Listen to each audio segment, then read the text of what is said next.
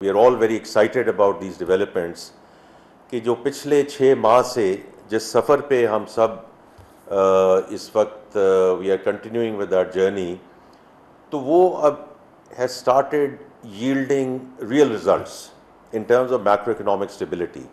मैं पहले भी इस पर बात कर चुका हूँ कि हमारे फॉरेन एक्सचेंज रिजर्व्स अल्हम्दुलिल्लाह are now more than 2 months of import cover, over $9 billion। Currency हमारी स्टेबल है। जो हमारे ट्विन डेफिसिट्स हैं, ख़ास तौर पे जो करंट अकाउंट डेफिसिट है, दैट्स इन चेक।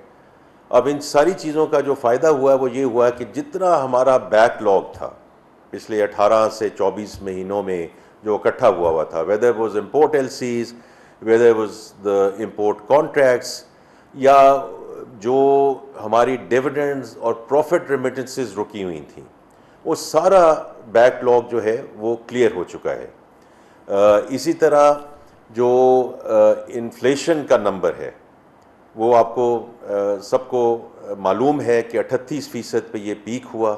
इस साल तो अब 9.6% आ गया है।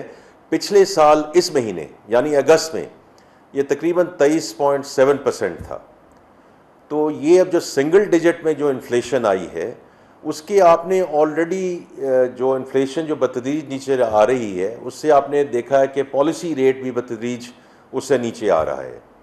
तो इससे जो मईशत को जो हेल्प मिल रही है, ख़ास तौर पे जो हमारा इंडस्ट्री सेक्टर है और बाकी भी जो सेगमेंट्स हैं, जैसे ये इंटरेस्ट रेट्स नीचे आते हैं उससे इन सब तबकों का और सब तबकों का उसमें बहुत फ़ायदा होगा।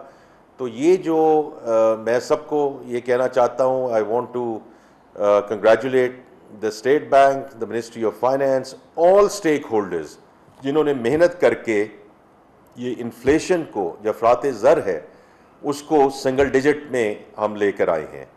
और मुझे बड़ी उम्मीद है कि इंशाल्लाह कि आप जो पॉलिसी रेट है और जो इंटरेस्ट रेट्स हैं वो आप इसी इन्फ्लेशन के मुताबिक इनको नीचे जाते देखेंगे इंशाल्लाह। दूसरी जो डेवलपमेंट्स हुई हैं, जो जुलाई के नंबर थे, remittances remain at an all time high. इसी तरह जो 2 रेटिंग एजेंसीज़ हैं हमारी, फिच एंड मूडीज़, दोनों ने हमारी रेटिंग को में 1 नॉच उसको इंक्रीज़ किया है। So as far as I am concern ये एक एक्सटर्नल रिकग्निशन है कि जो मईशत है वो सही सिमत की तरफ जा चुकी है। और जैसे प्राइम मिनिस्टर साहब ने भी कहा, we have a long way to go, लेकिन देखें we have to start from somewhere. And जो इम्पॉर्टेंट चीज़ है कि our direction of travel has to be right, ताकि हम एक सस्टेनेबल इकॉनमी की तरफ जा चुके। जो मेरे सारे इकोनॉमिस्ट भाई और बहन हैं वो तो इन सारी चीज़ों को बहुत अच्छी तरह समझते हैं। मैं एक आसान लफ्ज़ों में भी ये बात कर सकता हूँ कि हम जब मैक्रो इकोनॉमिक स्टेबिलिटी की बात करते हैं, हम एक माशी इस्तेहकाम की बात करते हैं, तो ये वो बुनियाद है, ये वो फाउंडेशन है जिसके ऊपर इंशाल्लाह पूरी इमारत खड़ी होगी। क्योंकि अगर बुनियाद हमारी कमज़ोर हो, economic stability is basic hygiene, we have to get that right. There is no path to growth without stabilization. और हम ये देखें, ये चीज़ें करके देख चुके हुए हैं कि जैसे ही हम कहते हैं कि नहीं जी हम ऑटोमेटिक स्विच चलाएंगे, स्टेबलाइजेशन से ग्रोथ की तरफ जाएंगे, 4% से जैसे हम ऊपर जाते हैं, because the DNA for economy is import led, we get into balance of payment problems, और उसकी वजह से we again then have to go and ask for external help. तो इसलिए I think it's an important time कि हम इसको recognize करें, as we all keep on saying, and I am the first one to say that we have a long way to go. लेकिन जो इस वक्त चीज़ें दुरुस्त सिमत में जा रही हैं, कम अज़ कम हमें उनको रिकग्नाइज ज़रूर करना चाहिए। And that is why I thought it was important to come and talk about these macro indicators which are all माशाल्लाह going in the right direction.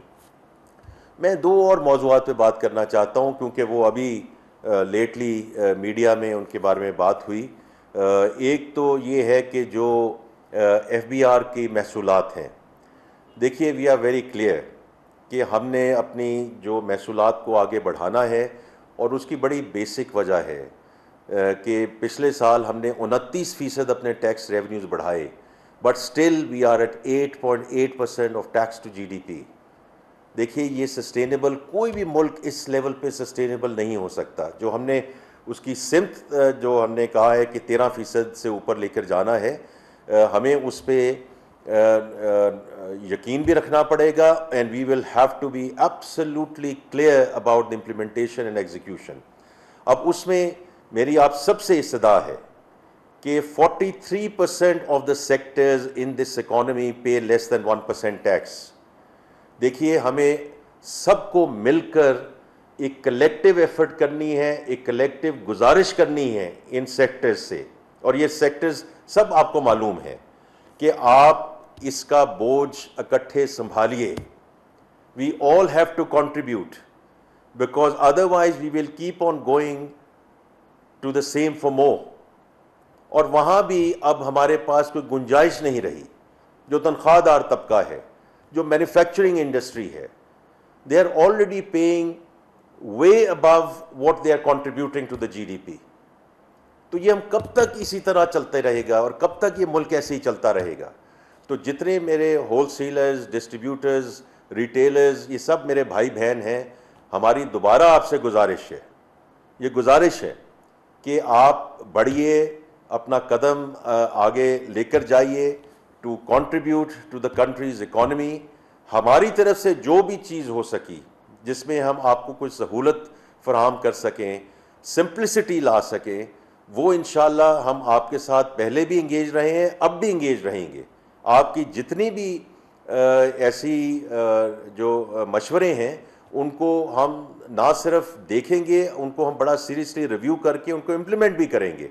अब भी जो फॉर्म अब FBR की वेबसाइट पे है, आप सब लोग उसको देख सकते हैं कि उसमें हमने कितना उसको सिंप्लीफाई करके उसको आसान कर दिया है, ताकि इस सहूलत में आप टैक्स की तरफ कंट्रीब्यूट कर सकें।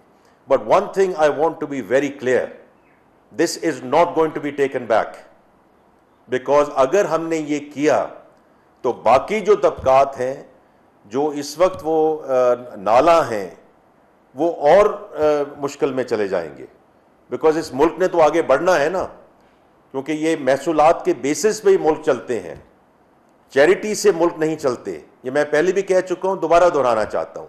तो इसलिए मेरी बड़ी गुजारिश है सबसे, ख़ास तौर पे मेरे जो होलसेलर्स, डिस्ट्रीब्यूटर्स, रिटेलर्स जो मेरे भाई बहन हैं, कि इसमें हमारी आप मदद कीजिए, और हम ये पूरा जो टैक्स है ये हमें इस साइड पे लेकर जाना पड़ेगा। आखिरी जो मैं बात करना चाहता हूँ टैक्स के सिलसिले में, जो हम डिजिटलाइजेशन कर रहे हैं, जो हम इन्फोर्समेंट कर रहे हैं, वो इंशाल्लाह उसके आप जो उसके इम्पैक्ट है वो हम इंशाल्लाह सितंबर में देखना शुरू कर देंगे। और एक और चीज़ मैं बात कहना चाहता हूँ कि देखिए ये बड़ा आसान होता है, क्योंकि अखबारों में ये आया, which is a statement of fact, because FBR ने ये वीकेंड पे ये बात की है और उन्होंने एक्चुअली प्रेस रिलीज़ की है कि हम 98 बिलियन से शॉर्ट हैं। अब इसका दूसरी साइड पे देखिए कि बड़ी आसान चीज़ होती है कि कुछ चीज़ें रोक लें, कुछ चीज़ें सुस्त रफ्तार कर दें, एट्सेट्रा। वो हम ना करना चाहते हैं, ना करेंगे, because 132 billion rupees of refunds have been paid to the exporters. और ये बहुत इंपॉर्टेंट चीज़ है, ये 44% year on year has grown, और हमने आप पे कोई एहसान नहीं किया है। This is your money, this had to be return to you, ताकि आपकी जो लिक्विडिटी के इश्यूज़ हैं वो इस वक्त आप इससे बर्दाश्त हो चुके और इससे आप मुस्तफ़ीद हो सके। तो ये हम उस मैथ के चक्कर में हम नहीं जा रहे हैं कि जी ये रोक दें, ये कम कर दें, ये तो हमें इकॉनमी का पहिया भी चलाना है और अपने टैक्स रेवेन्यूज़ जो महसूलात हैं उनको भी हमने आगे लेकर जाना है। आखिरी चीज़ जो मैं बात करना चाहता हूँ इज़ अराउंड राइट साइजिंग, क्योंकि उस कमेटी को मैं चेयर करता हूँ, प्राइम मिनिस्टर उसको ओवरसी करते हैं, कैबिनेट में हम उसको लेकर जाते हैं।